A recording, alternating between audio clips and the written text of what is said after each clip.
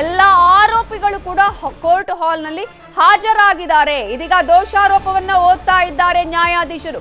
ಒಬ್ಬೊಬ್ಬ ಆರೋಪಿಯ ಮೇಲೆ ಇರುವಂತಹ ಆರೋಪದ ಬಗ್ಗೆ ಇದೀಗ ಹೇಳ್ತಾ ಇದ್ದಾರೆ.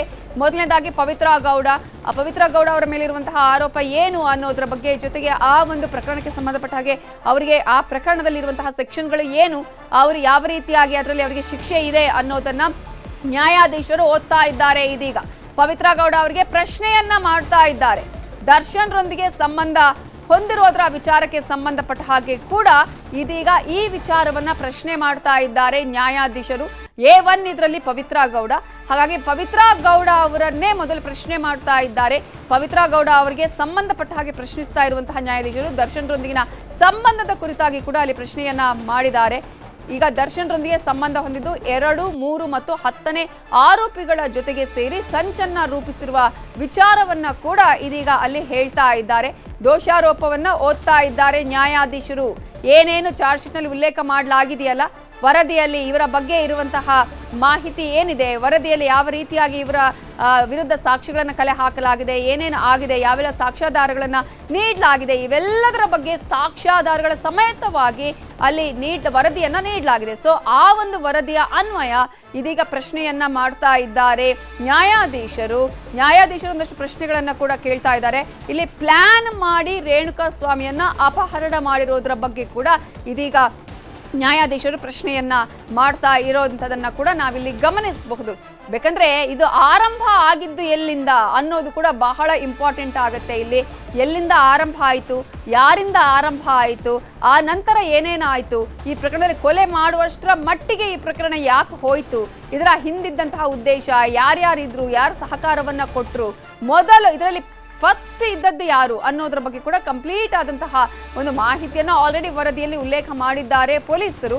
ಈ ಹಿನ್ನೆಲೆಯಲ್ಲಿ ತನಿಖಾಧಿಕಾರಿಗಳೆಲ್ಲವೂ ಕೂಡ ಗಮನಿಸಿ ಇದರಲ್ಲಿ ಸಾಕ್ಷಿಗಳು, ಸಾಕ್ಷ್ಯಾಧಾರಗಳ ಎಲ್ಲ ರಿಪೋರ್ಟ್ಗಳನ್ನ, FSL ರಿಪೋರ್ಟ್ ಆಗಿರಬಹುದು, ಸೈಂಟಿಫಿಕ್ ಆಗಿರುವಂತಹ ರಿಪೋರ್ಟ್ ಎಲ್ಲವನ್ನ ಕೂಡ ಅಲ್ಲಿ ಲಗತ್ತಿಸಿದ್ದಾರೆ ಆ ಒಂದು ವರದಿಯಲ್ಲಿ. ಇದೀಗ ನ್ಯಾಯಾಧೀಶರು ಈ ಪ್ರಕರಣದ ಮೊದಲ ಆರೋಪಿ ಆಗಿರುವಂತಹ ಪವಿತ್ರ ಗೌಡ ಅವರಿಗೆ ಪ್ರಶ್ನೆಯನ್ನ ಮಾಡ್ತಾ ಇದ್ದಾರೆ. ದರ್ಶನ್ ರೊಂದಿಗೆ ಸಂಬಂಧ ಹೊಂದಿದ್ದು 2, 3 ಮತ್ತು 10ನೇ ಆರೋಪಿಗಳ ಜೊತೆಗೆ ಸೇರಿ ಇಲ್ಲಿ ಸಂಚನ್ನ ಮಾಡಿದ್ದಾರೆ. ಪ್ಲಾನ್ ಮಾಡಿ ರೇಣುಕಾ ಸ್ವಾಮಿಯನ್ನ ಅಪಹರಣ ಮಾಡಿದ್ದಾರೆ. ದರ್ಶನ್ ಅಭಿಮಾನಿಗಳಿಂದ ಅಪಹರಣ ನಡೆದಿದೆ. ಸಂಘದ ಅಧ್ಯಕ್ಷನ ಜೊತೆ ಸೇರಿ ಕಿಡ್ನಾಪ್ ಅನ್ನ ಇಲ್ಲಿ ಮಾಡಲಾಗಿದೆ. ರೇಣುಕಾ ಸ್ವಾಮಿಯನ್ನ ಚಿತ್ರದುರ್ಗದಿಂದ ಇಲ್ಲಿಗೆ ಕರ್ಕೊಂಡು ಬಂದಿದ್ದು, ಕಾರಿನಲ್ಲಿ ಆತನನ್ನ ಕಿಡ್ನಾಪ್ ಮಾಡಿ ಇಲ್ಲಿಗೆ ಕರ್ಕೊಂಡು ಬರಲಾಗಿದೆ. ಚಿತ್ರದುರ್ಗದಿಂದ ಆತನನ್ನ ಕರ್ಕೊಂಡು ಬಂದಿರೋದು, ಹಾಗಾಗಿ ಕಿಡ್ನಾಪ್ ಮಾಡಿ ಕರೆತರಲಾಗಿದೆ.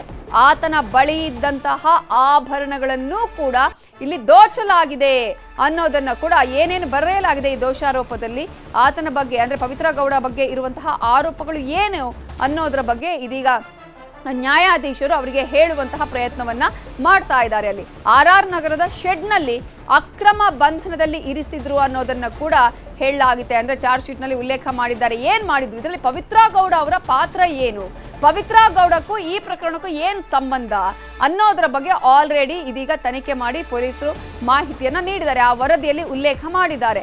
ಹಾಗಾಗಿ ಇದೀಗ ಪವಿತ್ರ ಗೌಡಿಗೆ ಸಂಬಂಧಪಟ್ಟ ಹಾಗೆ ಎಲ್ಲಿಂದ ಆರಂಭ ಆಯಿತು ಅನ್ನೋದರ ಕುರಿತು ಕೂಡ ಏನು ವರದಿಯಲ್ಲಿ ಉಲ್ಲೇಖ ಮಾಡಲಾಗಿದೆ ಅದನ್ನ ಇದೀಗ ಅವರ ಮುಂದೆ ಹೇಳ್ತಾ ಇದ್ದಾರೆ ನ್ಯಾಯಾಧೀಶರು. RR ನಗರದ ಶೆಡ್ನಲ್ಲಿ ಅಕ್ರಮ ಬಂಧನದಲ್ಲಿ ಇರಿಸಿದ್ರು, ಇದರ ಬಗ್ಗೆ 2ನೇ ಆರೋಪಿ ಪವಿತ್ರಾಗೆ ತಿಳಿಸಿದ್ರು ಅನ್ನುವಂತಹ ಅಂಶವನ್ನ ಕೂಡ ಇಲ್ಲಿ ಉಲ್ಲೇಖ ಮಾಡಲಾಗಿದೆ. ಯಾಕಂದ್ರೆ ಪವಿತ್ರ ಗೌಡ ಶೆಡ್ಗೆ ಬಂದಂತಹ ಸಂದರ್ಭದಲ್ಲಿ ಏನಾಗಿತ್ತು ಅನ್ನೋದು ಕೂಡ ಅಲ್ಲಿ ಬಹಳ ಇಂಪಾರ್ಟೆಂಟ್ ಆಗುತ್ತೆ. 2ನೇ ಆರೋಪಿ ಯಾರು, ಇದರಲ್ಲಿ ದರ್ಶನ್. ಸೊ 2ನೇ ಆರೋಪಿ ಪವಿತ್ರ ಅವರಿಗೆ ಆತನನ್ನ ನಾವಿಲ್ಲಿ ಶೆಡ್ನಲ್ಲಿ ಕೂಡ ಹಾಕಿದ್ದೀವಿ, ಅಕ್ರಮವಾಗಿ ಬಂಧನದಲ್ಲಿ ಇಟ್ಟಿದ್ದೀವಿ ಅನ್ನೋದ್ರ ಬಗ್ಗೆ ಮಾಹಿತಿಯನ್ನು ತಿಳಿಸ್ತಾರೆ. ಆ ಒಂದು ಸಂದರ್ಭದಲ್ಲಿ ಪವಿತ್ರ ಗೌಡ ಅವರನ್ನ ಶೆಡ್ಗೆ ಕರೆ ತರಲಾಗಿತ್ತು. ಈ ವೇಳೆ ಚಪ್ಪಲಿಯಿಂದ ಹಲ್ಲೆಯನ್ನ ಮಾಡಿ ರೇಣುಕಾ ಸ್ವಾಮಿಗೆ ಅಪಮಾನವನ್ನ ಮಾಡಿದ್ರಿ, ರೇಣುಕಾ ಸ್ವಾಮಿಗೆ ಹೊಡೆದು ಅಪಮಾನವನ್ನ ಮಾಡಿದ್ರಿ ಅನ್ನೋದು ಈಗ ನಿಮ್ಮ ಮೇಲೆ ಇರುವಂತಹ ದೋಷಾರೋಪಣೆ. A1 ಆಗಿರುವಂತಹ ಪವಿತ್ರ ವಿರುದ್ಧ ದೋಷಾರೋಪಣೆಯನ್ನ ನ್ಯಾಯಾಧೀಶರು ಓದಿ ಹೇಳ್ತಾ ಇದ್ದಾರೆ. ಇಲ್ಲಿ ಹೇಳ್ತಿದ್ದಾರೆ ಏನೇನಾಯ್ತು, ನಿಮ್ಮ ಮೇಲೆ ಇರುವಂತಹ ಆರೋಪ ಏನು ಅನ್ನೋದು.